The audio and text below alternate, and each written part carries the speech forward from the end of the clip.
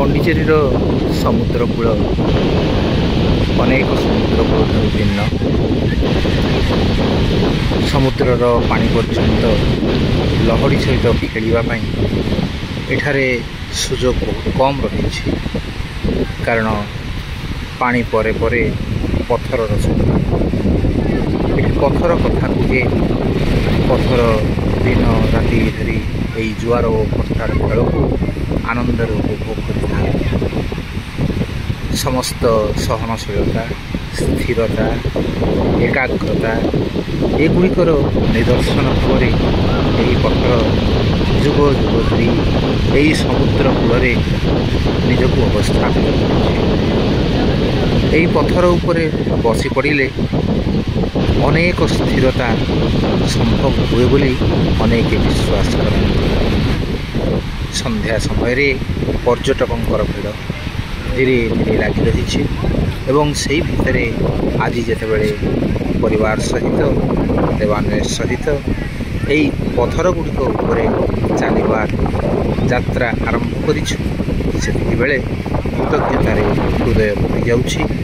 କାରଣ ଏହି ପଥର ନୁହେଁ, ସ୍ଥିରତାର ପ୍ରତୀକ, ଶକ୍ତିର ପ୍ରତୀକ। ଏହି ପଥର ମଧ୍ୟରେ ରହିଛି ଅନେକ ଜୀବନର ଅନୁଭୂତି।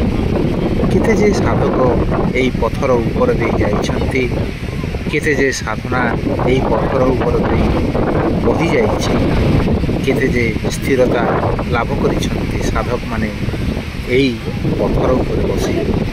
ଶ୍ରୀ ଅରବିନ୍ଦ ଶ୍ରୀମାଙ୍କର ଯେଉଁ ଅନନ୍ୟ ଯାତ୍ରା, ଯେଉଁ ଅତିମାନସର ଯାତ୍ରା, ସେହି ଯାତ୍ରାର ଉପସାକ୍ଷୀ ଭଳି ଏହି ପଥରଗୁଡ଼ିକ ସମୁଦ୍ର କୂଳରେ ଅପେକ୍ଷା କରିଛନ୍ତି। କେତେବେଳେ ଆହୁରି ଅନେକ ସାଧକ ଆସିବେ, ସେମାନଙ୍କର ସାଧନାର ଯେଉଁ ପୁଷ୍ପ ଏଇଠାରୁ ନେଇଯିବେ, ସାରା ଦୁନିଆରେ ବରସିଯିବ ସେହି କରୁଣାର ଧାରା, ସେହି ଅନନ୍ୟ ବିଶ୍ୱର ଧାରା।